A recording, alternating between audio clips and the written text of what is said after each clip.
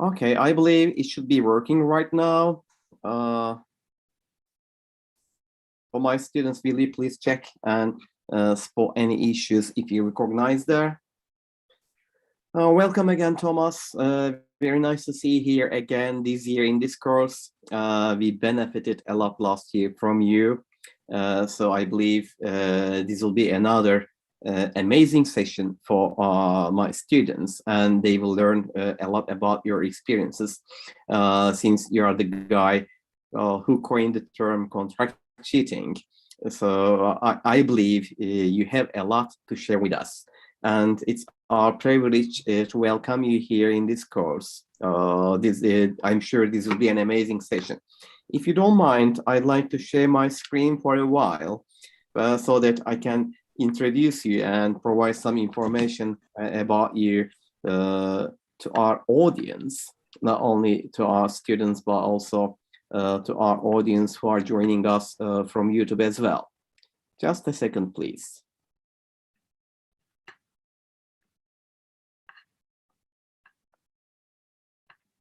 Okay, I believe you see my screen now. This is academic integrity policies that we have a PhD policy course that we have at Çanakkale 18 Mart University, Turkey. And for this week, we are welcoming Dr. Thomas Lancaster from Imperial College London. We are very happy to welcome him here in this course. I'd like to briefly mention about the contributions of Thomas to the field with reference to some of his publications, and later leave the stage to him. He will kindly provide us the definition of contract cheating. You may assume that, okay, I can check the dictionary and see the definition, but it's not that simple, especially when it comes to contract cheating, because we already have a contract cheating working group under INAI, and Thomas already says that he is revising his own definition almost every year. So considering the recent technological developments, I believe this is a requirement. I mean, a requirement to define contract cheating at intervals. And later, probably we will refer to the difference between collusion and copying. By the way, Thomas, we previously in the previous weeks, we already mentioned the differences between collusion and copying. I remember last year you used a figure in order to illustrate the differences, the line between collusion and copying. So it helped us a lot in order to understand these concepts, but I believe it will provide more clarification about it. Of course, when we refer to contract cheating, it's something negative, and to promote it in a more positive manner, we will be referring to academic integrity, the promotion of academic integrity. I remember last year, for example, you mentioned still we have more sources which are focusing on academic misconduct compared to academic integrity. So it is quite important to approach these issues from a positive perspective.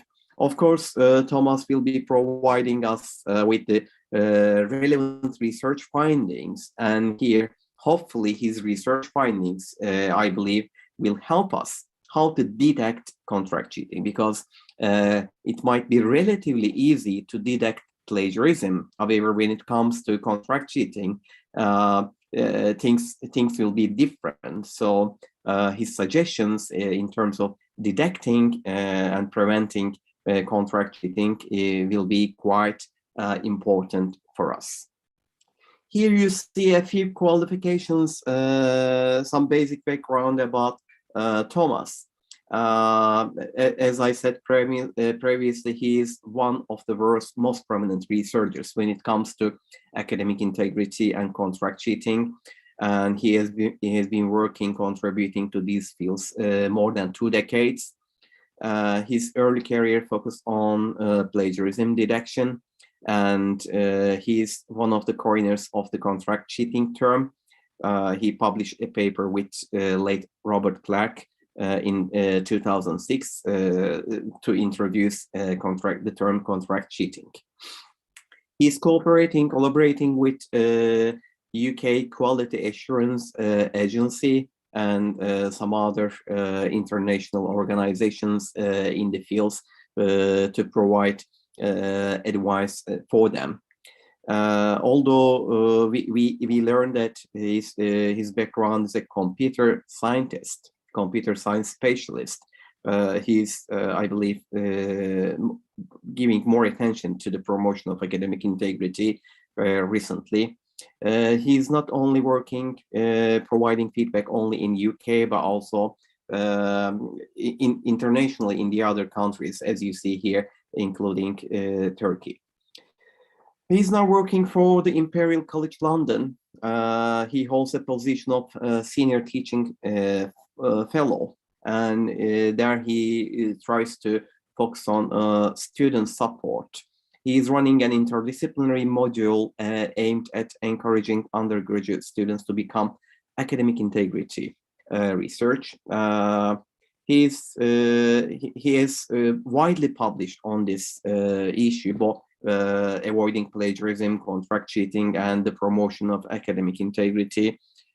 Among them, for example, we can see his contribution to SAGE Super Quick Skill Series, and he is also developing materials for Oxford University Press EpiGIM's academic integrity program. Indeed, we learned that relating to contract cheating, he's running research, data-driven research, and this is a wide-ranging opportunity for us to understand what's going on regarding contract cheating industry. And if you'd like to learn more about his qualifications and publications, I will definitely suggest you to visit his personal webpage. That I provide the link here for your information. I am very happy to introduce a recent publication of Thomas Lancaster. Indeed, it is an article that Thomas Lancaster and Özgür Çelik, who was involved in this course last year. I encourage Özgür and Thomas to conduct a related study to contribute to the special edition that I acted as the editor. So I'm really happy to introduce this publication to you. I believe it will provide information, especially for those who are joining us from Turkey, special information for them, relevant information to contract cheating and academic misconduct, especially during the pandemic. Indeed, when we check the global degree mills or diploma mills, we see that it's not a new phenomenon. Indeed, it goes back almost a century ago, dates back to 1920s. So this is not a new problem for us, but of course, the way that we are using technology, it might be differentiating the situation for us. Indeed, Thomas, my students already are familiar with collusion and contract cheating. So basically familiar with it, with the contract cheating term.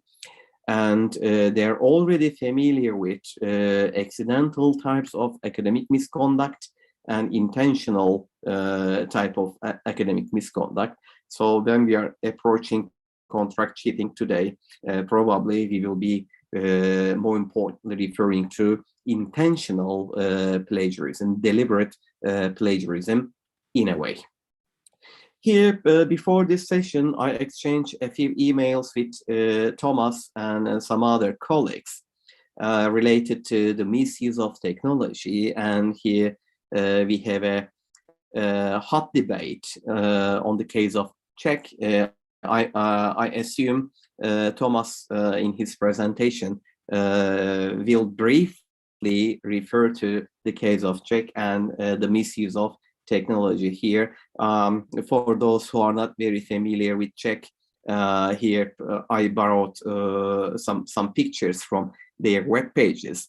They claim that they provide help for homework, and they are preparing students for the examinations and so forth. So we will be discussing this, and here's a link for those who are interested to read from Reddit. They are discussing this hot topic. They're considering Czech's university too. Now, I'd like to leave the word to Thomas, and we will be very excited to listen to you relating to contract cheating, Thomas. Welcome again. Well, thank you very much, Salim, and welcome everyone. I will say good evening to you all, because I know you're giving up your evening to join this course. Now, Salim has done such a great introduction for me there that there isn't that much more really for me to say. But I hope that I'm going to largely cover the type of areas that Salim has mentioned. I did update the slides a bit from last year, so not everything is necessarily directly in the slides, because otherwise I've got such a lot of material to try and cover. But what I'd also like you to think about, because I've written and published around this area incredibly widely, is more than happy to take questions for you to join in there, because I can answer things all over. And I do get asked most often to talk about contract cheating, but as Salim said, a whole lot of the work I do now is related to academic integrity, and also related, unfortunately, to other types of breaches of academic integrity as well, because all these things are incredibly closely linked for that as well.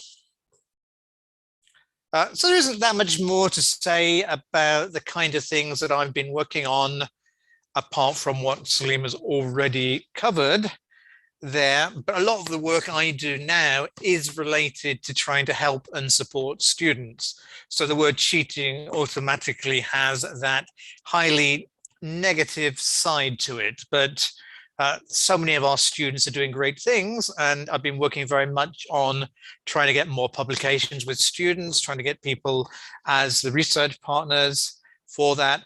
As Salim mentioned, I've got my academic integrity in STEM module, which is going on at the moment, which I think is really, like your module is one of the only ones in the world about academic integrity aimed at PhD students. I believe my one is the only one in the world aimed at academic integrity research aimed at undergraduate students. And so really a bit of trailblazing there that we'd like to bring in much more widely, because my finding is if you treat integrity as solely being about how to write and how to reference to students, then you only scratch the surface. And actually people really don't always feel they need to know this there. So I do lots of talks, I do work with students as well for this. And a few of the things that I've published this year, Salim has just mentioned the paper with Oscar, which was very much based around this module last year. I know many of you are working on your research projects right now, and I hope you get publications out of them too, and can do much more with them, because it is a really great area as a researcher to be involved with right now at this time as well. Also done some work with colleagues in Spain, lots of things looking at COVID-19 and the impact on academic misconduct and contract cheating. Some work with colleagues in the UK linked to our QAA work that was mentioned about the legal consequences of contract cheating. And it's not an area I like to spend too long talking about, because everyone asks, should this be illegal? But that has its own problems that perhaps we might come back to later on. A paper that was published earlier in the year about the terminology used in this field, which is, it's so hard to get a difference between integrity, cheating, misconduct, the positive terminology, and think about how we communicate this. and also the paper with Codrin, that's been quite widely cited in the media. There, Codrin being an undergraduate student, this made it into the House of Commons in the UK, which is where our parliament is based as well. They're looking at the use of the site called Chegg. Now, I'm not necessarily going to show too many examples from that side of things, but I will quite happily take questions about that work. There are all kinds of challenges with researching these large organizations that are worth billions of dollars that we have to think about when we're a researcher in the ethical space as well for that. But a few things for you to think about. And Salim told me earlier that you were very much encouraged to read research papers, and to me, that's brilliant because it's the best way to get information and to draw your own conclusions about the field. But I want to think about why contract cheating is important. I started my career looking at plagiarism. 2000, I started my PhD. You can probably have an idea how old I am from that calculation as well. But at the time, people could go out, they could get someone else to do their work for them, but it wasn't so prominent and well known and visible there because it cost money. But since that time, the technology to detect plagiarism has got quite good. It's not perfect, there are ways around it, but it's pretty decent. And so nowadays, if people can't just go on a website and copy something because chances are it will be detected. So contract cheating has come along for many reasons to address this. A little bit about how valuable contract cheating research is. I've actually edited the slides and slightly reduced that from what I covered last year because you're a long way into your module now and I don't want to keep going over old ground with you. Some of the most important research findings. I'm involved with continued research in this area. Some of it, because we're being broadcast live on YouTube, I can't necessarily talk about for a great deal at the moment, but I have, for instance, work looking at contract cheating outside the English language that will hopefully be published soon. So there's a lot of opportunities here for something moving all around the world, and also to think about what's going to happen in the future, because I started researching contract cheating because it was something I knew that our students were doing. It was a hangover from my PhD days, and it was very timely, but it is not the latest academic integrity problem on the agenda.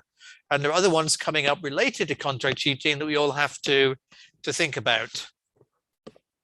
So I'm talking about this as if you all have a great idea what contract cheating is there. And just to give me an idea, how many people here think that you've come across a case of contract cheating? And I can see most people on the screen. So I can't see, from my view, if you're on YouTube, you won't be able to see everyone.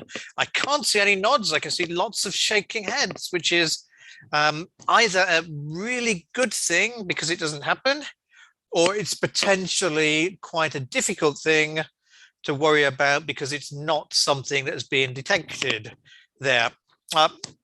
Think about that as we go through. But I want to take us back to 2006, the first publication using the terminology contract cheating at a conference in Newcastle, United Kingdom, in the Northeast. There, it was at the time in the UK, we had a plagiarism conference every 2 years. We don't have these anymore, unfortunately, but we do have some great conferences in the field, like the one run by the European Network of Academic Integrity that I encourage you all to get involved with.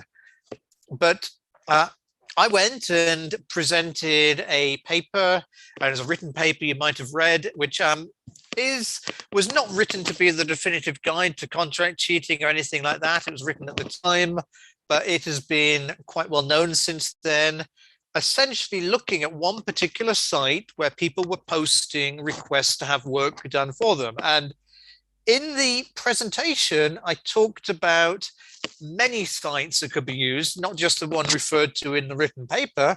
Some of them you can see on the slide there. We don't see so many sites directly called things like Cheat House now, which they used to be. But I don't think you could be under any illusions about what a site like that was aiming to help you to do. At the time, you could go on eBay and people would sell their previous work and you could go away and buy it. And if it hadn't gone through a tool used to detect plagiarism, then it wouldn't be in a database of Turnitin or another system, and so it would never be detected there. Elizabeth Hall, who is on the slide, used to work at the same university I worked at the time. She'd moved on slightly before I joined. It was University of Central England, which is Birmingham, right in the center of England there. And she'd set up her own premier UK ghostwriting service, customized one-off academic writing. Elizabeth Hall, I don't believe is still working in the field, although she is still about,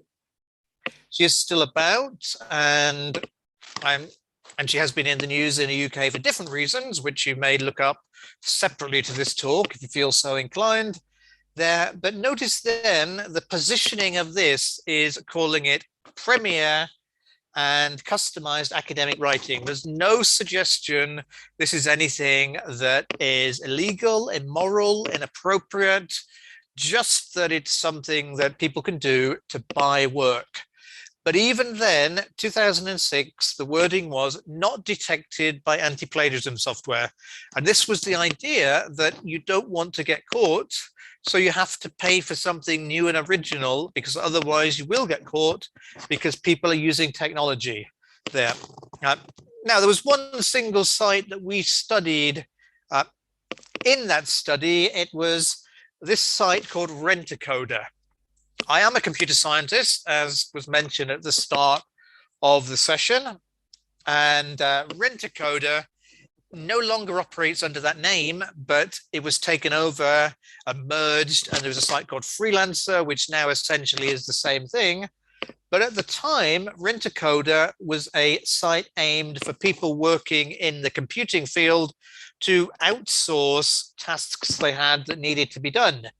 And this was a book that you could buy to help you to outsource more effectively. You notice it says there are worksheets in here just to help you to maximize your business potential and personalized goals. So the idea was that you could go on Rent-A-Coder and you could say, we need a new website for our firm.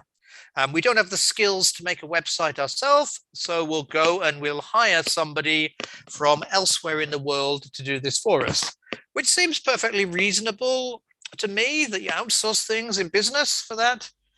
But what happens if you are studying for a computer science degree and your assignment is to make a website? Then you can go on a site like this and you can find somebody who can do this for you there. But it wasn't just websites, it wasn't just databases that were on this site. It was written assignments, it was dissertations, all these things easily available. And a question for you to think about: how far is a site which is set up for legitimate reasons, but then is misused by students to get academic work? How far is this the responsibility of the site there? And I ask you that with reference that we mentioned earlier, homework help sites like Chegg there, which may operate with a perfectly legitimate and reasonable business model, but they are misused. That may, incidentally, you may all have a different opinion about that, but how much is it the failing of the site providing this service? Because unlike something called the Cheat House, which can only be used for cheating, then if it's hidden away, are these services doing anything that is particularly wrong there? So just something to think about. All kinds of research available there. You've got different opinions from different people. Now, content cheating definitely is not new. This one even predates me being born. An example from a US newspaper in 1972 in Hartford, Connecticut, the northeast of the United States. Term Papers Unlimited. Now, again, you look at the name and It doesn't directly say it's cheating, but why would you be buying a term paper unless you wanted to do something with it that you shouldn't be doing there? But this kind of site says 10,000 papers on file at $2 a page. So this site is, or was, providing pre-written papers answering different questions, not necessarily written to order papers, although they were available for a higher price as well for that. But I look at this and $2 a page doesn't sound very much to me. But in 1972, presumably that was considered a lot more. And I can go out there now today, if I know what sites to go to, which I do for my research, and find people that today I could pay $2 a page for completely originally written work, let alone buying something that may have been sold 10 times or 20 times before. The other big difference between this style of advert is you have to ring somebody up at times they're open, limited daytime hours. You have to get something sent to you through the post or handed to you in person there. You couldn't just go away online and order it and get something back within a few hours that you can do now. So a student wanting to cheat had to really plan for this. And they had to know they needed this essay on this topic back at a certain time. So even though, as they say in their quote, we give results, they only give results if you're organized and plan for this, not because you're desperate or it's the last minute. And there are many papers on academic integrity dating back academic misconduct to at least the 1920s. Contract cheating papers, specifically studying this, 60s and 70s type of area, with the focus more in this area. But as long as people have been studying at universities, you could go out there and you could find a friend who would write this for you. That's never been impossible. I remember going to school and people could get friends to do the homework for them, or they could borrow a homework off a friend if they'd forgotten to do it. That's using the word borrow in a slightly different way to be defined in the dictionary for that one. So that's great. And this is the kind of things we see today. Booming industry. I've studied the industry a lot. It's worth billions of US dollars, billions of euros there. We see advertising on social media. There's just one example of an online tutor, as this Twitter account calls itself. Pay us to help you to handle your essay. It's one there. They'll do homework and maths for you. They'll even do your theology work if you are so inclined to think you need that in theology and religion. Someone who advertises on a site called Fiverr.com, which does work from $5 and upwards, but also has more legitimate uses as well, will write your thoroughly researched essays and reports for that one. And then you got the big time essay mills. Here's one that was offering a COVID discount, 50% off, because students were struggling during coronavirus. And so the sites are coming along to help you. It's all about these words like help and support that are going out there. But the most important thing these sites want is an email address or a Facebook login or a Facebook account, so they can connect with you again and again and again and market to you. And I see Oscar, thanks for joining us as well on YouTube. Great to have you with us too today for that. The massive essay mills like EduBirdie in Ukraine, offering with people like Prof. Keating, professional writer who wants to help people there. And I took this picture a good few months ago now. So Professor Keating may well have helped more than 374 students by this point on more than 495 different projects. You can probably notice that's more than one per person, because people do come back and order again with these there. But who knows where Professor Keating is? Even if you live in LA and I'm in NY, New York, then I will help you. But she or he or whatever it is behind this photo may not be in New York at all, could be anywhere in the world for that one there. but many people advertise with these sites. You can go away and just search and find a blooming industry. And here is an example of the kind of advert you've probably seen locally. If you're watching this, thanks to Oscar for this one, and many other things that he's shared me about what are going on in Turkey as well there. And I can't remember the exact translation, but I'm sure you can. But if you're short of time, then there are people there to help you in Turkey, just like there are in other countries. And so to me, the whole extension of contract cheating going beyond the English language is something that is not new, but something that is very concerning, because my language skills are not always up there to investigate things so directly. You're all watching me talk in English, so you're very capable of going out and doing this kind of research there. However, as an aside for that, some of the technology now for translating automatically different texts from language to language is getting very good. And it is something that Oscar and I looked at and talked about in the paper we mentioned earlier. And it is quite a concern about that, which I'll perhaps come back to later on, is that the technology there to help people in the real world is there to help students, but is this then becoming a form of academic misconduct that they shouldn't be using and availing themselves with? So I've talked quite widely around contract cheating. Somebody mentioned earlier that I changed my definition all the time. Well, more strictly speaking, I don't necessarily put a standard definition in papers. I talk about a lot of related areas, and I try and avoid getting too tied down by one definition that I think perfectly describes the problem and the solutions. But I am part of a working group for the European Network for Academic Integrity there. And this is an example. This is the definition we've been using that the group collectively came up with. Contract cheating is a form of academic misconduct when a person uses an undeclared and/or an authorized third party to assist them to produce work for academic credit or progression, whether or not payment or other favor is involved there. So some of the words we pick up on here that are quite important, that a student is not acknowledging that help. Is it any better if a student tells us they got help or not? It may depend on the circumstances. That the work is helping a student to essentially get an unfair advantage, either to get a mark they didn't deserve or to progress in a way they didn't deserve.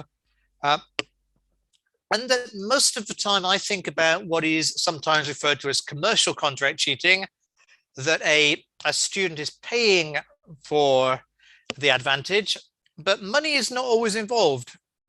Sometimes the contract comes in the form of somebody just not wanting a friend or family member to fail there. So it may almost be well, not necessarily. Let me put it a different way, that people have a vested interest in a student's success, and they could stand to lose out financially if a student fails there, or they could stand to lose out in terms of bragging rights or whatever it might be for their family member. We also see examples of favors of a non-monetary kind, even without going into too much detail, the idea of things like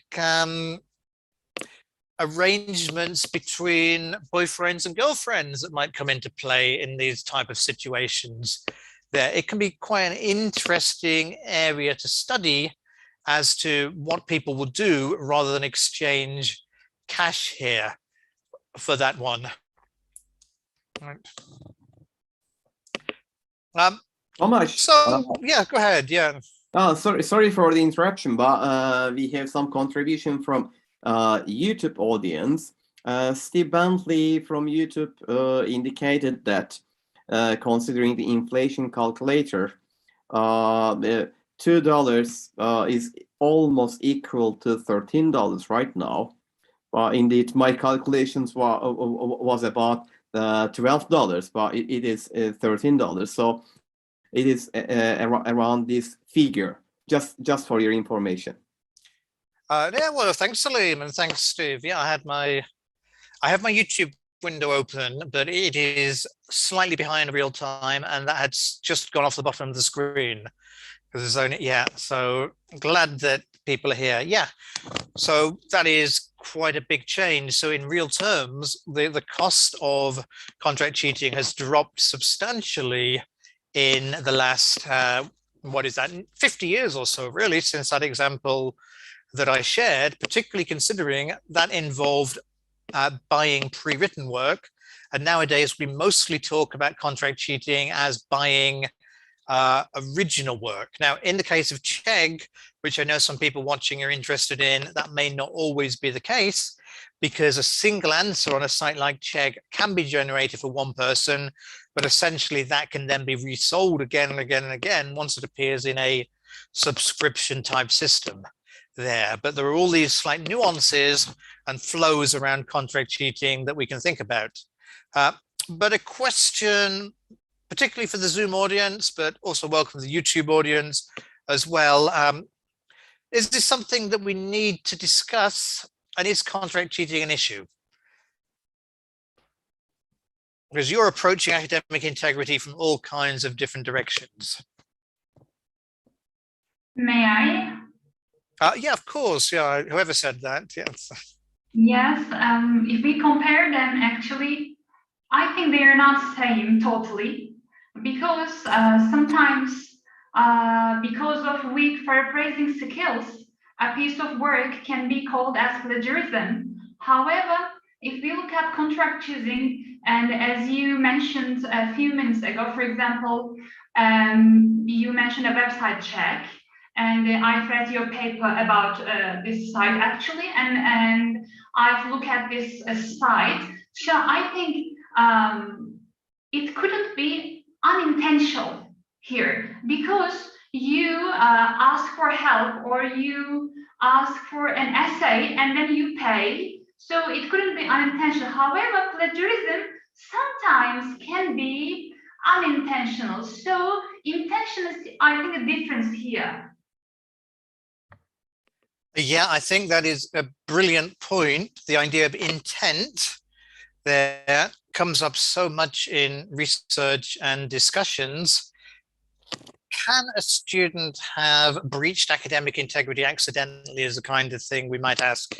And you could argue that a student is an inexperienced writer. In, I think, the case of many of the people joining us here today, students also writing in outside their first language.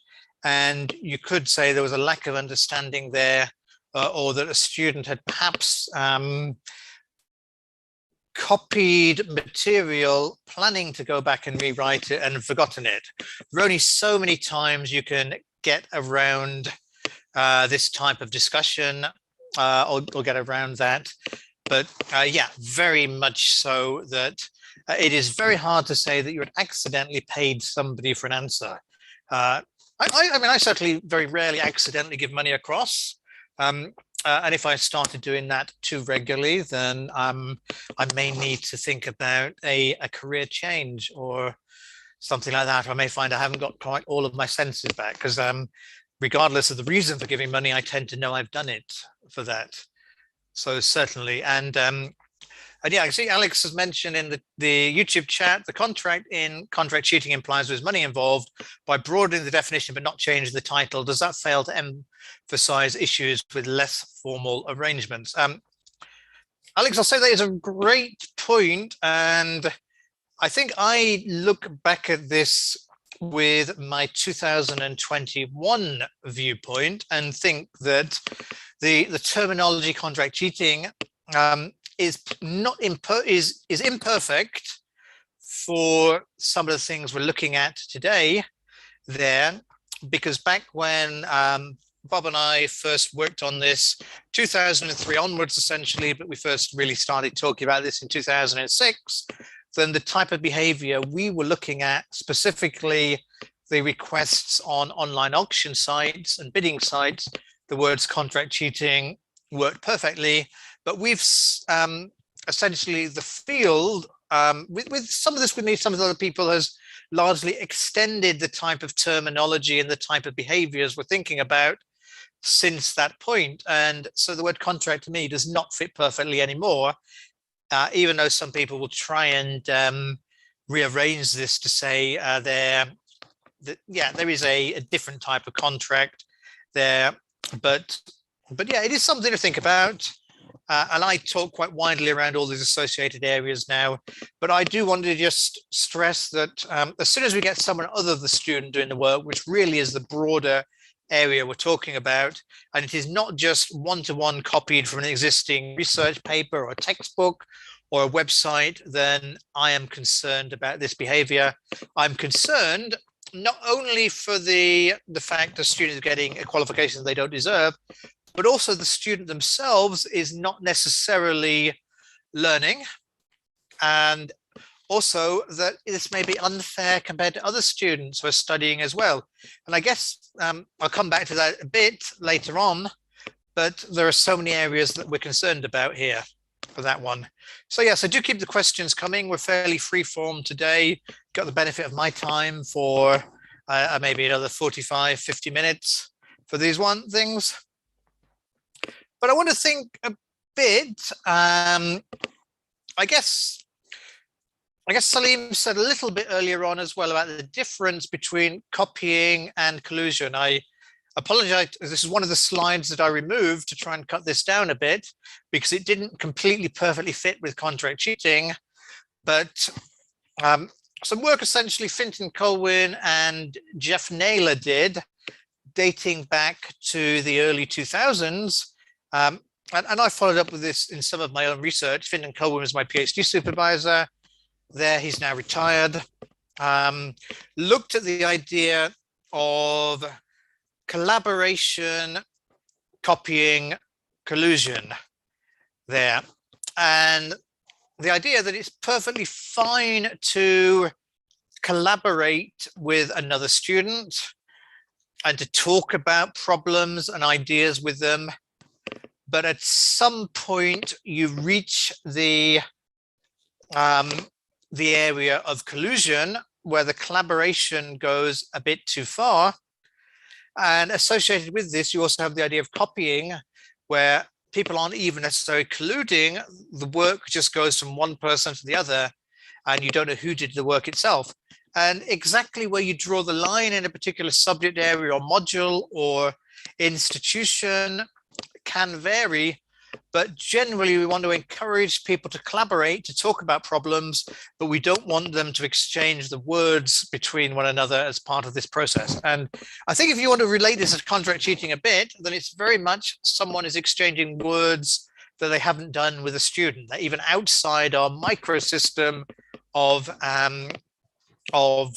people on our course completely. So I mentioned earlier on a paper that I published earlier this year, which was looking at the terminology used in research papers in the wider academic integrity field. And if you want to go back and read the paper, then you can see the use largely of positive and negative terms to do with academic integrity. And the field has focused in on negative terms, and contract cheating to me is quite a negative term as well. So some of my work has fed into this area. In the defense of the research, then unfortunately, as soon as you start trying to talk about academic integrity in a very positive way, then a lot of people lose interest in the research, and they also lose interest in a lot of the findings as well. And it's the negative term that tends to draw students in and get them engaged and talking about this. So my push, and it's mentioned a bit in this paper really, has been thankfully the positive terms are making it more into the terminology, but I've tried not always successfully to use both positive and negative terms in titles more recently, because then you get the benefit of both. And so perhaps working towards a bit of neutrality. And even looking in that paper title, if you think about that, then it has both the dishonesty and the integrity term in there for this. But this paper was essentially written because it was a call for papers about positive integrity. So it's slightly written to order for that one. But it's not a technical paper particularly, despite what the title might suggest there. But alongside that, I captured a lot of data about publications in the field, including the ones using the term contract cheating in the title. And Olu has mentioned on YouTube that contract cheating is useful as a general term to capture the idea of writing done by someone external to the institutional learning and teaching environment. Yeah, I agree with you, Olu. Thank you for sharing that. Although complication, just to throw everyone, is what if it's another student on the course who is doing the work for the student and being paid for it? It is still contract cheating. Or what if it is a student who is a graduate in a previous year who is doing the work and so therefore knows exactly what is wanted to pass the module and can do the work quite easily? There can still be contract cheating. There might still be somewhere internal within the environment, but you can pick holes in my definitions, so don't take that personally. I know Olu very well, who's here, so thank you again for joining us on YouTube there as well. But my aside, let's go back to this slide. You might see the number of papers slowly increasing published in the field. It won't surprise you to know that the 2006 paper was the one that Robert Clark and I published, appearing there. But it's been quite a slow burner up to 2019, which is when the data in that paper is from, in terms of getting publications out using this terminology. And there may be papers that use slightly different terminology out there too. 2020, incidentally, the figures are similar to 2019, but I haven't got the exact numbers to hand. But they are starting to grow here. But one of the things that frustrates me, I published and talked a lot about this from 2006 onwards. Other people have been involved with this area, but all that happened, because nobody did any work in this area from 2006 onwards, that is unfortunately that the problem has grown and grown and grown. So we did see a sudden increase in the number of papers, but you might have an opinion about this, but why were so few papers written about contract cheating? Because even in 2019, 2020, we're still looking at under 20 papers or so a year. It's still quite a low number.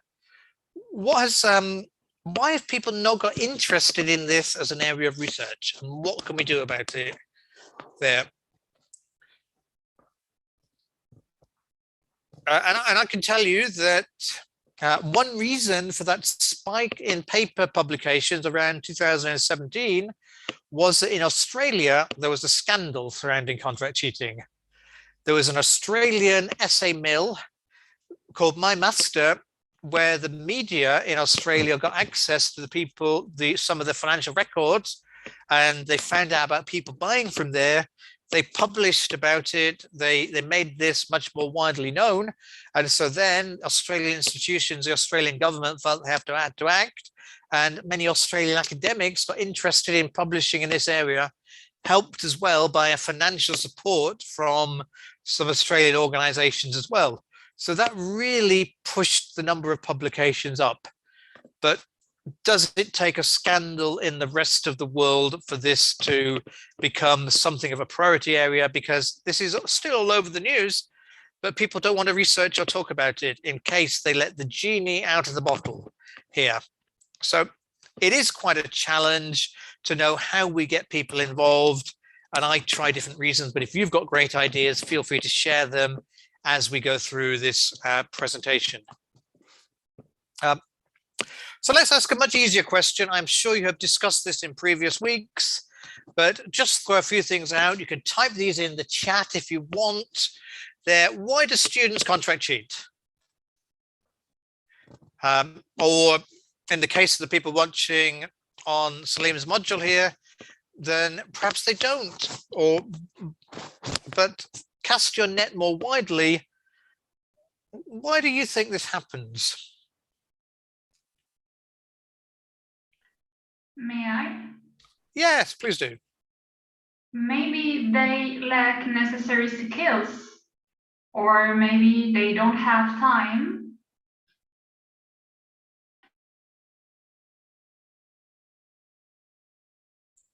Okay, thanks. That is great. So we picked up very early on that students may not have the writing skills or the skills in their particular area for success.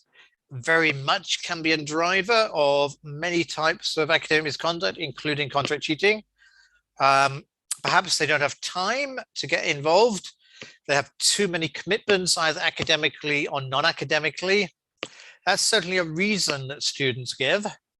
Whether it is something you would consider a legitimate reason is something to think about, but certainly if we're at fault as educators by putting the students in that position, something we need to think about. Yeah, for that one there. Steve has mentioned time pressure. Certainly pressure to succeed is another great driver. Students feel they have to pass, they can't fail. This is on the YouTube chat there, very much so. So that can be an external pressure as well on the student, because you don't always try and succeed solely for yourself. You can succeed so as to not shame and let down your family as well. That can happen. Also, they got away with it previously. So we saw a few slides ago, the example from Edgy Birdie, where people are writing more than one assignment for the same student. So yeah, so it suggests that people are getting away with it more than once. So I'll have another example of that as we go through too. So yeah, very great reasons as well. So thank you for those. And if you were to ask this to a group of people, then you would get no end of reasons that people would supply for that one there. One comparison I like to use a lot is really based around risk and reward, that there is a certain risk to students if they choose to contract cheat or any kind of cheating. That risk is essentially that they're going to get caught, and that the consequences of getting caught are going to be some kind of academic penalty. It could be the penalty in terms of having to retake. It could be a penalty in terms of having it being thrown off the course in some circumstances there, or it could be a reward. What is the reward? The reward is that they may not get caught. The reward is they might pass when they wouldn't otherwise have passed. The reward is they might get a better mark than they would otherwise have done. The reward is they might not have to retake, which also has a financial side to it, because if you pay for every attempt, there's a financial side. If you're going to be held back for a year, there is a big financial side, because studying an extra year is incredibly expensive in terms of tuition costs, in many cases in terms of living costs, but also in terms of the fact you're going to be another year before you graduate and you can start to learn. And in so many cases, students are pushed towards the idea of the reward outweighing the risk. And if the worst penalty for a student is that they're going to be told that, yeah, we've found out that you shouldn't have done this and you have to do it again, that could be the same consequences as if the students had failed perfectly legitimately. And so really the risk to them is nothing, because they are no worse off by doing this, particularly if they're paying $2 or $5, whatever it might be, a page to get the work done for that one there. And it also comes down to something that Alex has posted in the YouTube chat, disengagement, that if a student see getting a degree as a service they're paying for, then again, there is that financial disconnect between education and between the student's qualification. Are the students paying to pass at the end of this process? Are you entitled to an award simply because you have paid to go on a course? And I appreciate not everyone watching this will be in a country where students pay for education, but you still pay in terms of your time investment and your personal investment as part of this. And another interesting point that Alex has mentioned is students don't feel part of an academic community. Something I think we need to pick up on. How do we make students feel they're an engaged and active member of everything going on in education? It is incredibly tough to do this. I've also found this myself. I'm currently teaching a module, Academic Integrity in STEM, that was mentioned earlier. And one thing I've asked the students to do would be to help me to design the assignment and think about the marking criteria and what they want to see. And I've got some very engaged students in terms of doing the academic work, but in terms of getting people to think about how they are assessed, it's quite an alien concept to students, and sometimes people prefer to know how they're assessed rather than to come up with that for themselves. So is that something we can think about? Now, I'll throw out just two reasons about, or two studies about why students cheat. This is one of the best known ones in the field, Franklin Stokes and Newstead and Olmsted, psychologists there a few years ago now, so not specifically related to contract cheating, but many of the reasons carry across. They ask students in a survey, why do you think other students cheat? And these were the top 5 ranked reasons they got back as part of that study. And time pressure came across, getting better marks came across. The community idea that other people cheat, I should cheat, came across as well. Many people thought about this in terms of help and support, helping a friend. That is the same reason contract cheating providers use themselves to allow students to justify what they're doing. They're a support service or a help service, but they're not the official one within your university. And this word laziness came across as well. Students can think other students are lazy because they cheat. You may have your own opinion about this one. I'm also going to throw out another study, a slightly different approach. Alexander Amagud and myself published this based on the reasons that students gave on Twitter when they were posting tweets asking to outsource work. And we looked at a lot more tweets than this. We found 246 of them that gave reasons. And this is, I think this is a different approach because the students were not thinking about being monitored for the reasons they gave at the time they made these posts.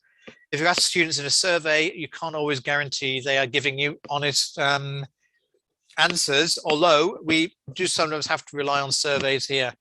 And the single biggest reason we got, these are the top 5 ranked reasons again, was the students felt they'd got to a stage where they can no longer persevere with their academic work. They tried, but they'd got stuck. And that ties in quite a lot to this idea of support that has come up in looking at contract cheating provider marketing as well, that they position themselves quite often as a support service, but the support is not just as someone who perhaps helping students academic writing might do, helping them to review their work, point out things that they could change. It's going well beyond that. It's actually doing the work for the students. And there were other reasons, like the students just felt this work was beyond them, their academic aptitude was not there, they were perhaps being pushed to study things that weren't appropriate for them. But so much of this was a slightly different set of reasons to being found in other studies there. So the reasons students choose to cheat can be quite complex. Now let's just look at a few other studies. There were quite a few of them you saw in the earlier graph. This was our very first one, Bob and I, that we presented at the conference. The only one reason I've just mentioned in this one now is we looked at 912 requests on Rent-A-Coder for students to buy their assignments. And just ties in a bit to you watching this on the main module. 18 of the requests came from Turkey. So even back in 2004 and 2005, people in Turkey were requesting contract cheating services there. So it has been ongoing for a long time. And our focus was in requests in English, incidentally, that we could trace. So it won't be every request, and we saw a lot of computer science requests in this sample there. But in computer science requests, you don't necessarily need to worry too much about the language it's in. You care more about the programming language it's in. And so you can send this to people all around the world here. But another thing we found that was really interesting are that the students were not just posting one request.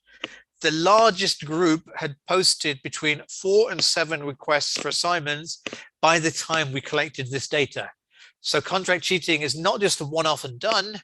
It is what came up in the chat earlier from Steve, got away with it. Students cheat once, they get away with it, they cheat again. Partly because they become slightly dependent on cheating. They've missed out on some core learning along the way as well for that.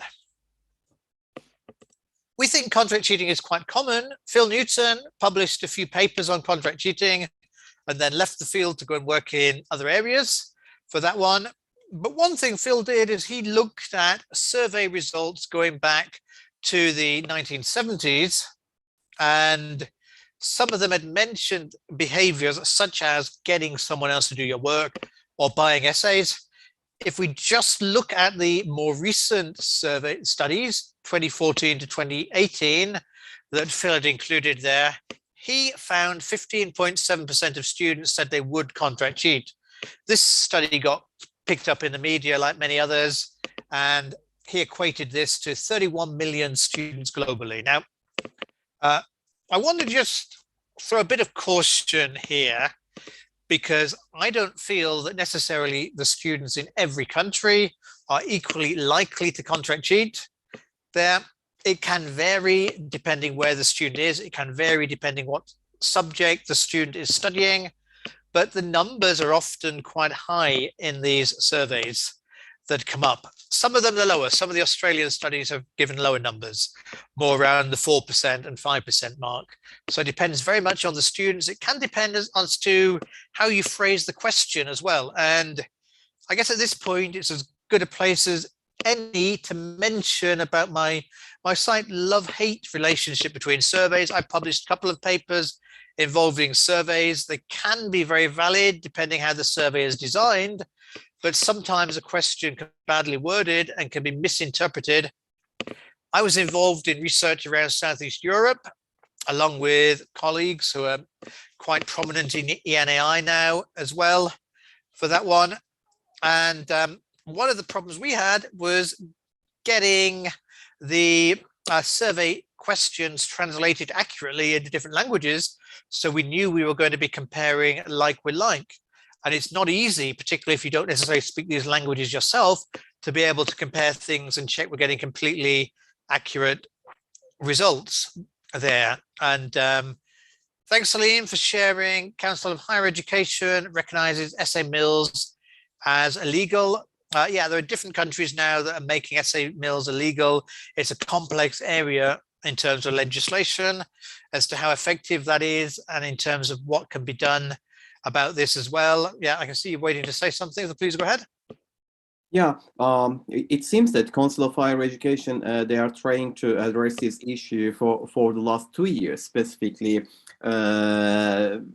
with reference to pandemic. Although we need some regulations regarding legislation. In this post that I shared the link, Council of Higher Education declares that they already started related investigations, and apart from academic sanctions, this will bring some additional sanctions from legislation, but we are not sure about, because I'm not very familiar with the legislation. To my knowledge, there is no improvement, no revisions with the related legislation here in Turkey. Before we do this, I believe it will be very difficult to take the action only with reference to Council of Higher Education. So the Grand Turkish National Assembly, they need to work on the related legislations, I believe. Yeah, I mean, I think I remember last year, I think you had a speaker about the legal side of things. You may or may not have somebody this year, but legal issues are so complex. Laws vary from country to country. And for my many sins, I'm a computer scientist. I'm not a lawyer. And I need to be slightly careful when I talk about legal sides of things, because law gets very complex. So my general view on law is that it's something we need to consider.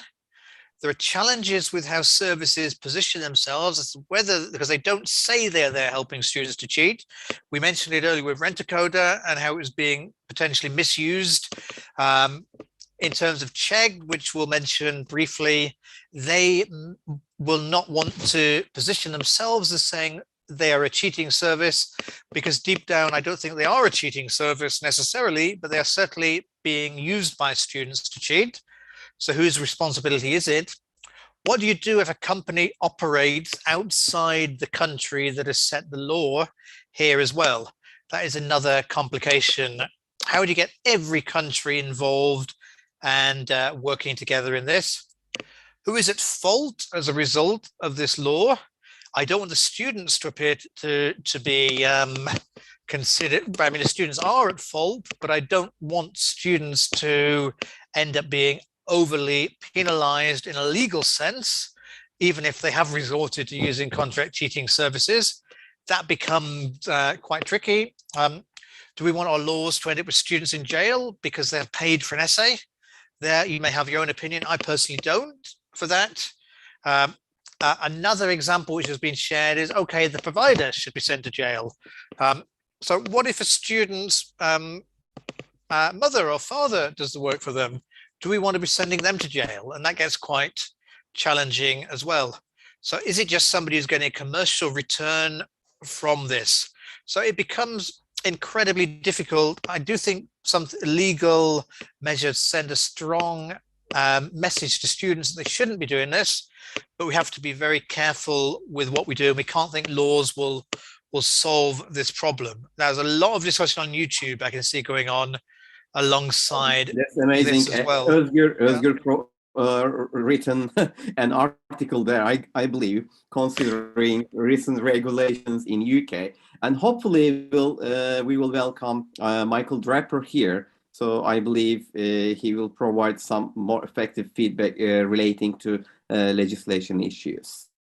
Yeah. I mean, I think Oscar's copy and pasted that, but not meant to be in the sense of plagiarizing much of that. So don't worry about that, Oscar. That's there. But yeah, there is a question. There is a person is not guilty of the offense if they demonstrate they did not know how the service might be used. But I mean, can you reasonably argue that if you say, we are going to answer an academic question for you, and this work will never be resold as original and not plagiarized, can you really argue you don't know that the student is probably going to hand it in, even if you have a disclaimer on your website? That's a great question to ask to Professor Michael Draper when he joins you, because I have an opinion about this one for that. But yeah, Homework Help Services will be thinking about this quite carefully as how they position themselves, because if you have got a company that's worth billions of dollars, then clearly they will not want to see their line of income cut off in any countries around the world. And as has also been mentioned in the chat, it does come back very much to this question about risk versus reward there. Is this increasing the risk for the student if they get caught? I mean, what if these companies share their information? Is that increased risk for the student? Is there an increased risk of them student being penalized outside the educational system? It's not really a direction I want to go in, but it is a discussion that could be had. And so I do go back to surveys. You've been staring at this slide for a while I went on this digression about law here. But there is always this risk that students do not fill in surveys completely accurately. They fill in what they think people want to read, or perhaps they underinflate figures because they don't want education to look bad.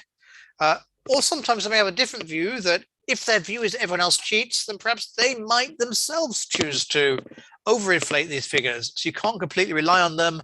There are ways to improve survey design, but very often, if, say, I mentioned the Franklin Stokes Newstead study earlier on, very much about what do you think other students do? That's perceptions, but are your perceptions correct about what other students do? If you contract cheat, do you go around and tell your friends you're doing it? Some people do. It always surprises me, because if they do, they can say, you go to this firm, I refer to people, my next essay is free. So there is a reason to go ahead and tell them about it. But in general, it maybe is not something you want to talk about too much. Now, interesting study published earlier this year by Curtis McNeil Slade and many others, looking at the idea that students may not always tell the truth when filling in surveys. And so what they did is they provided incentives, which I believe were charity contributions, if they told the truth during this study. And they had various controls in here, which the psychologists understand far better than I do, to make sure that they were getting accurate data. And they found that the estimates from studies they'd been involved with were probably well below the correct values, so that students generally were not admitting when they were contract cheating. And so they are suggesting, I believe, from this studies here, their previous figures were more in the perhaps 3 or 4% range from memory, and they are suggesting the figures for commercial contract cheating should be much more up in the 8% and above range. But it depends very much, quite often, who you survey and when. So interesting things about this study was that it was based on Australian student data. It may not be the same as students in Turkey, may not be the same as students in the UK there. And also this was conducted during COVID, and people's opinions may have changed during COVID. There has contract cheating become more acceptable, but generally take figures about contract cheating and think that perhaps the Newton study is a little bit on the high side, in my opinion, but in general they're on the low side. In terms of risk reward, incidentally, I'll also refer you to Rigby and colleagues 2015. They had done some modeling, essentially asking students, if you have to pay this amount of money, this is the mark you will get, would you risk contract cheating? And another interesting one to read about in the field, they looked at various different combinations of parameters here, and they found that half of students would be willing to buy their essays and assignments, providing the risk-reward ratio was right. So some students might only do this if they think their risk of being caught is really low, their reward is very high. But have a look at how the balancing point works on there. Also want to throw out this idea, we mentioned this several times, so I won't overcover this, but more here from Curtis and also Claire, that 62.5% of students said, who said they had engaged with contract cheating, said they had done so more than once. So this also relates back to that very first study I mentioned that I've been involved with Bob and various others in the field, that contract cheating is habitual for many people. It's not a do this once and it never happens again type thing. So there is a risk, if students don't get caught, that they keep doing this again and again and again. One of my studies published last year in International Journal for Education Integrity, one of the main journals in this field, found that contract cheating could be very cheap.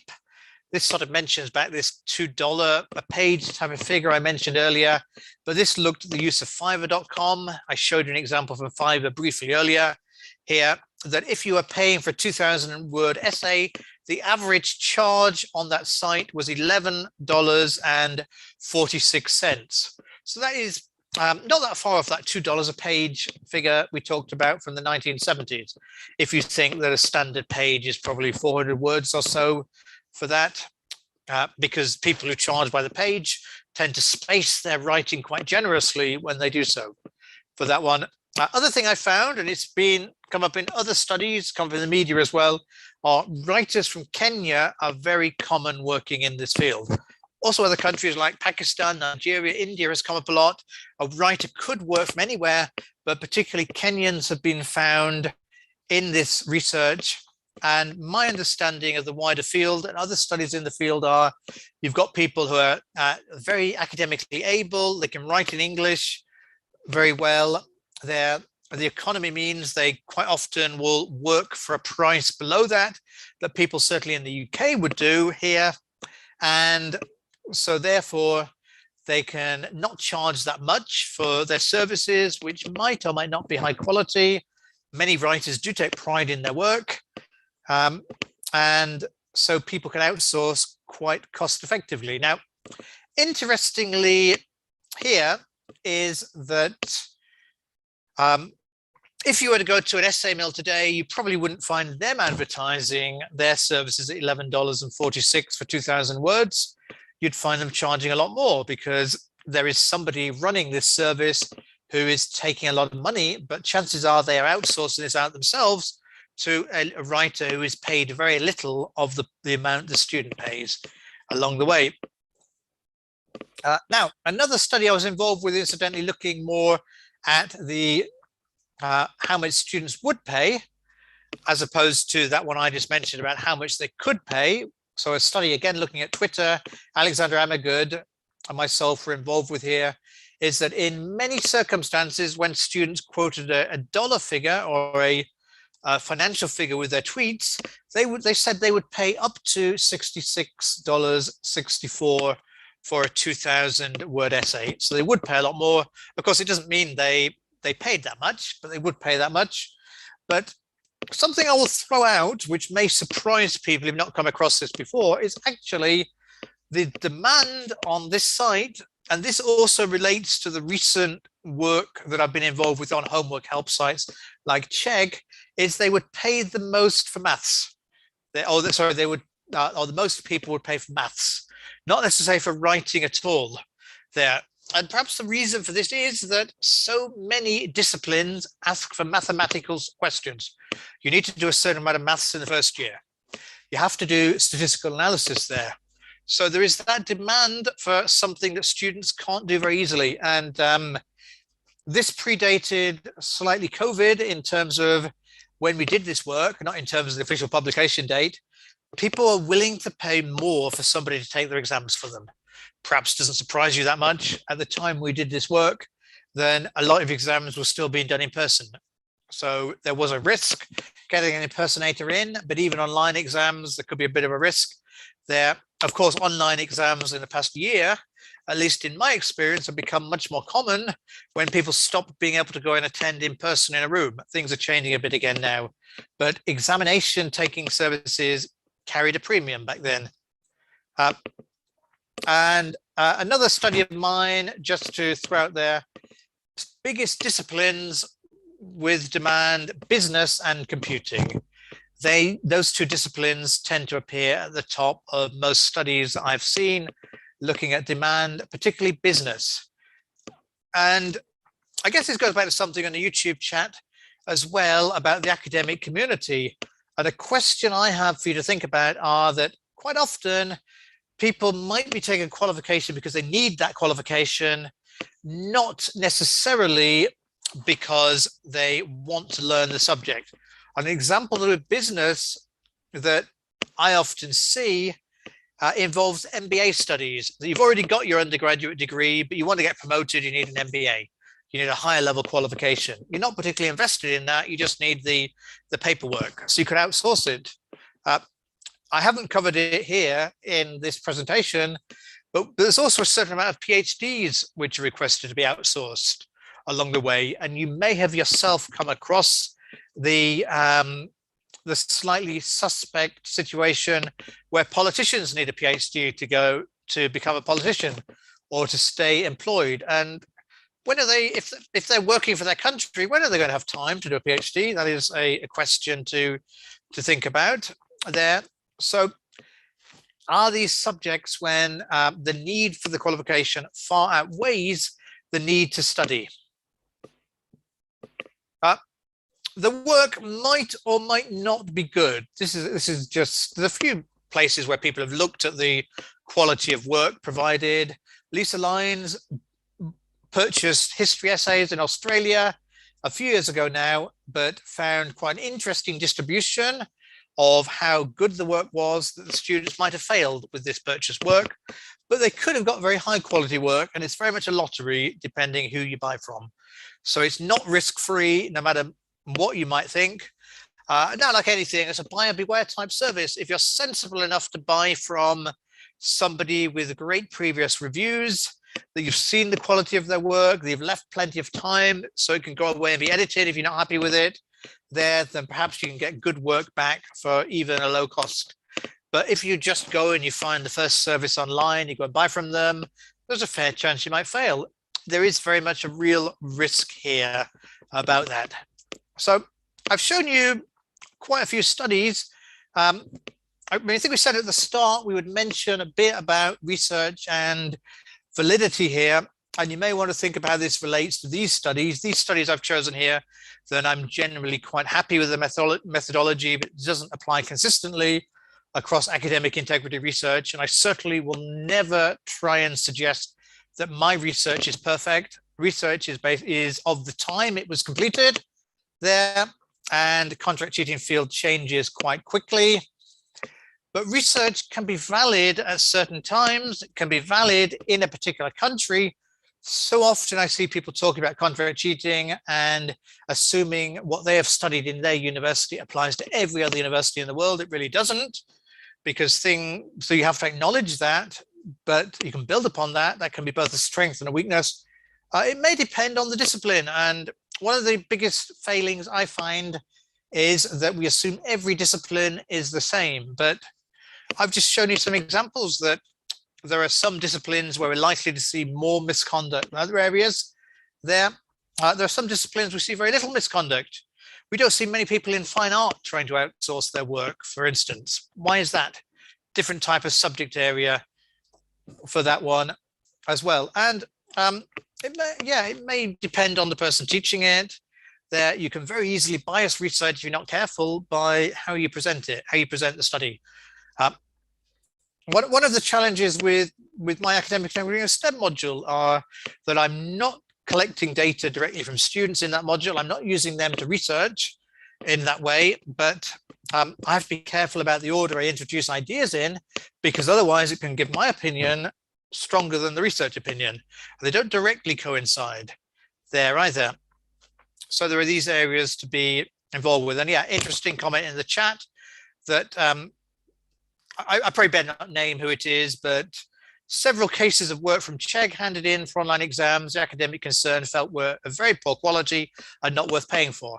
Yeah, it can certainly happen, although perhaps the worrying concern is that maybe work handed in is good quality or does not raise suspicion, and so nobody knows about it because we're never going to catch everything. It's the way it is.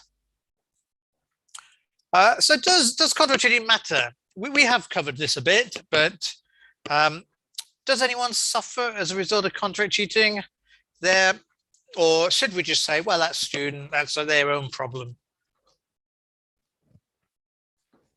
And I'll throw something, I don't know, I think Zenith has already spoken on this module, I believe. So Zenith may already have mentioned this quite useful table that she shared in academic publications about this, but there are many people who suffer as a result of contract cheating there. So the student themselves suffers, the student themselves has not learned. There can be issues of anxiety, loneliness, low self-esteem on behalf of the student. They can find that they have difficulty keeping jobs because if you've not learned things, how do you keep a job? How do you rely on these skills you're meant to have? And some quite morbid potential consequences as a result. But I think it's important to think about the surrounding situation as well, the effect on other students, but also the effect on the local area too. The skills shortage, that we need people to do jobs. They haven't got the skills. Who is going to do these jobs there? The problems impacting families, the problems of the economy of this, and the unethical practices of workplaces. So I encourage you to go away and read that paper as well, which also includes some very useful ideas about how to make students aware about contract cheating and to get involved with that. We know that students, when they go through cases of contract cheating, that essentially they're going through some very challenging procedures that often they find themselves considered guilty from the outset, and a procedure should not be like that because sometimes we have very strong evidence the students contract cheated, but we still have to think about the effect on the student and their mental health about this. And very worrying studies from Australian academics, from Deakin University there, that students have nobody to talk to get help. And you may think this is self-induced, but it can be incredibly stressful to them there. And students are always under a lot of pressure. This might be why they contract cheated in the first place. So how do we put that support in place here? And the students are also very worried about their reputation. Other students might know about this. The staff they work with might know about this. What will people think about them? So how do we make sure they are helped if it comes to this situation? And students are at risk of blackmail, extortion. So another study, colleagues at Curtin University, again in Australia, because Australia appears so much in there. They did use a survey, But an interesting thing about this survey is they found students who had been blackmailed by contract cheating providers. Not huge numbers, but some of them had this. And I don't think you would lie saying people had tried to blackmail you if you hadn't here. But most students were unaware of this risk. And unfortunately, once you give your contact details to a contract cheating provider, they know who you are. In some cases, these providers are demanding copies of driving license or scans of credit cards or anything, so they think they're not. They say they're not going to be scammed by a student. But if you're a student and you choose not to keep ordering from them again and again and again, then there is this risk that they will go and tell your university and say, because you as a student allegedly didn't hand this in because that's something you've agreed to at the time you purchased this. So this is a risk that the students take, they need to be aware of. And unfortunately, this is quite a very big side of the extended contract cheating industry that includes a lot of opportunities for students to be taken advantage of and scammed. And whether you think the students have put themselves in this own situation, then yes, they have, but I still don't want students to, I want students to have a way out if they've ended up in this type of situation there. So I mentioned a little bit, we talk about the emerging challenges just to conclude things here today. And to me, there are two that I want to pick up on. There are many more, but there are two that I will focus on. And the biggest one is this idea of homework help. This idea of services like Chegg, which have a homework help section to them. You can read the paper that Codrin and I published on this. You can look at many of the news sources that many of them appeared completely independently to our paper. This is not an unknown problem. There have been other studies, but I have commented on these. A company worth a fair amount of money, they're kind of figure that I really can't imagine having anything to do within my lifespan unless inflation gets very much out of control here. But students during COVID going to services offering homework help. When is homework help acceptable? When is it not acceptable? When is it doing something that students shouldn't? Now, there are also, if many of you may have come across online communities like Reddit, and I talked a bit about this along with another student of mine, Rahul Gupta, at the ENI conference earlier in the year, and we have a book chapter I hope will be accepted covering this in more detail, but this will get published somewhere if not. Looking at communities on Reddit where people will do homework there or will do academic work. Some of them are more blatant than others. That's just an example of one of them, the subreddit called HW for Cash, Homework for Cash, with over 10,000 members and thousands of posts with people putting the homework questions up on there. So it's not just commercial services. There are free Reddits, there are paid for Reddits, there are all kinds of emerging communities for contract cheating that can be used. And the answers may be completely hidden. They may go through Discord, they may go through private chat and be completely impossible for anyone to trace. So these services are out there going way beyond the traditional essay mills. The other area I would pick up on as well are AI. AI in this case, not meaning academic integrity, but meaning artificial intelligence, AI technologies that will write essays for you. This is one that a freely available one online that I just did some auto writing with. I clicked a few buttons. I put the topic up, academic integrity and computer science, as a starting point, and got some something that looks like perfectly good English language text. I could have clicked it a bit more and got more text. I got some references there. I don't want to say this is a particularly good text. I don't want to say it's particularly relevant, but it does sort of match the topic here. And there are much better paid services out there as well than this one. There are services which will help to rewrite rather than write from scratch now, that will help to improve your writing, to suggest things. In other words, copy editing, which is artificial intelligence aided, is out there as well. There are services like this as well operating with different disciplines. These are going to be more and more used both by students and by the contract cheating industry themselves. So we need to be aware. We don't want it to be the situation, like I said, between 2006 and 2016 in contract cheating, nothing happened.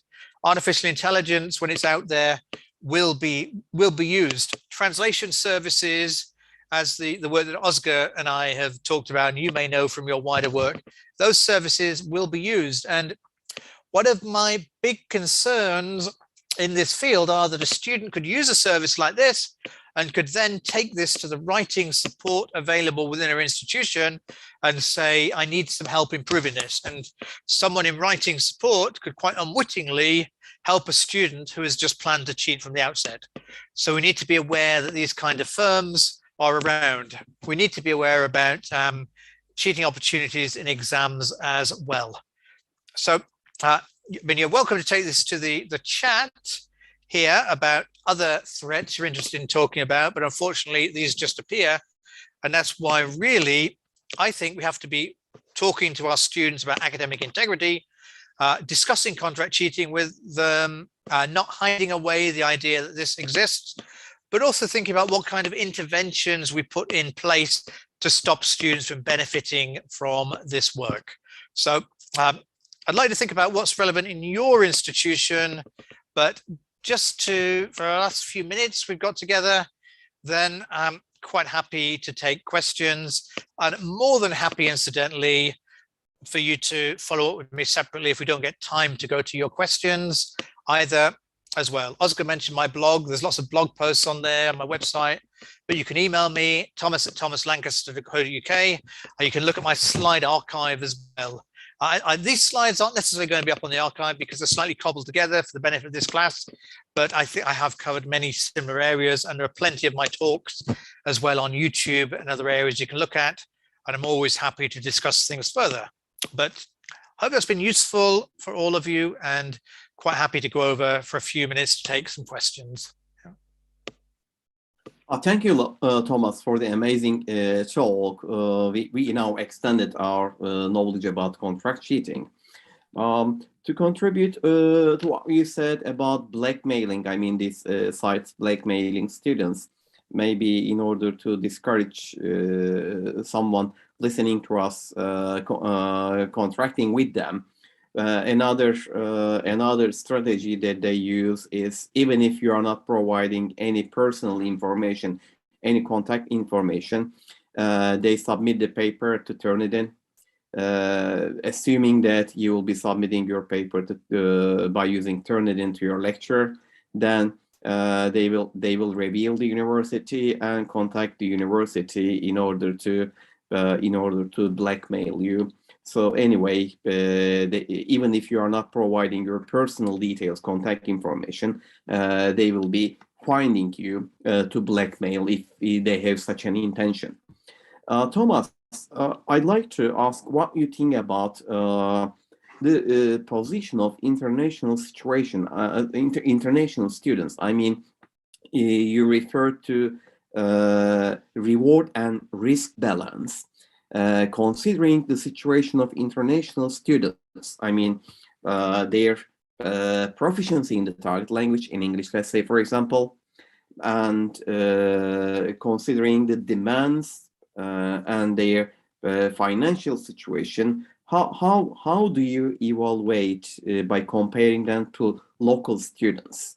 I mean, in terms of vulnerability by contract cheating companies.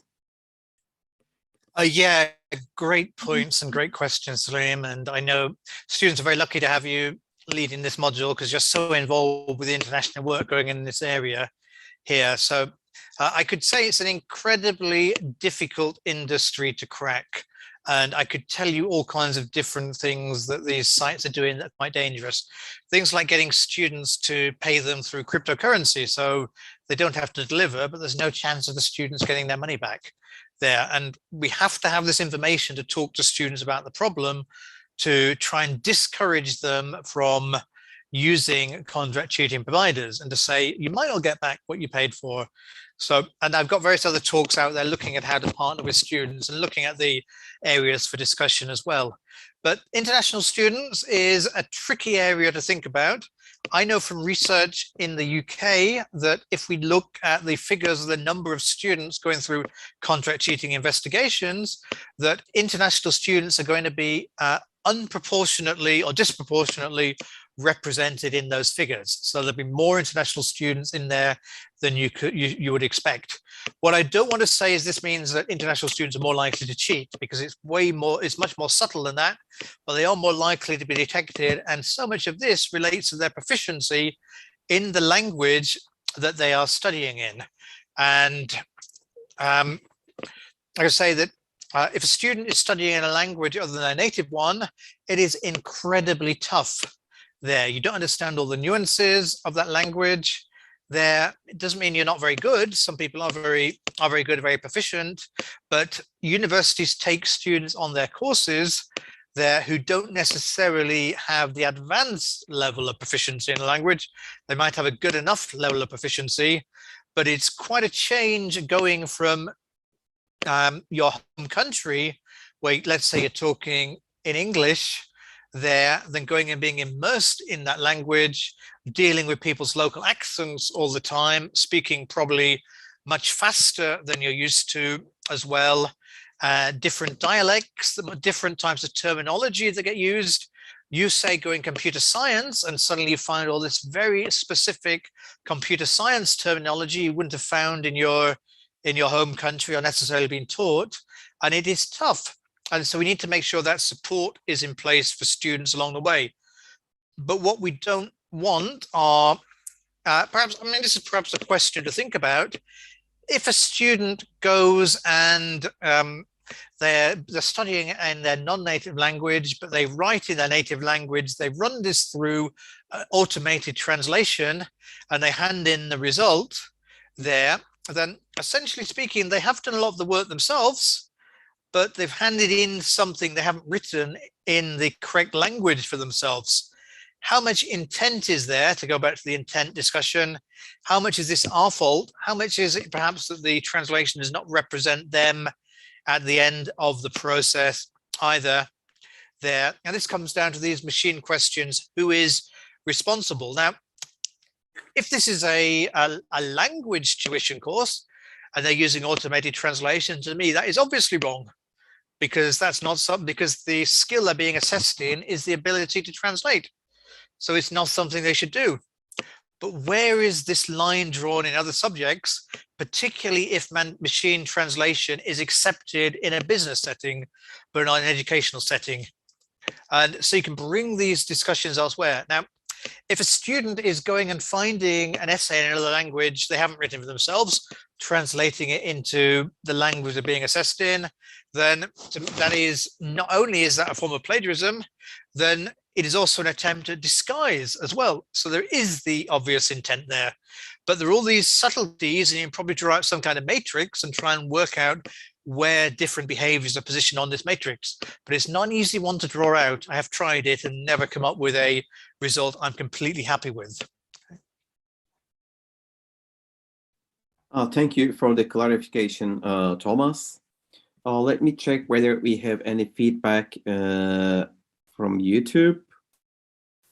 Indeed, Steve is referring to the case of Czech, and you already referred to this. We did. I picked up on that a bit, but it's a really interesting area. Yeah, please go ahead. Yeah. I really wonder.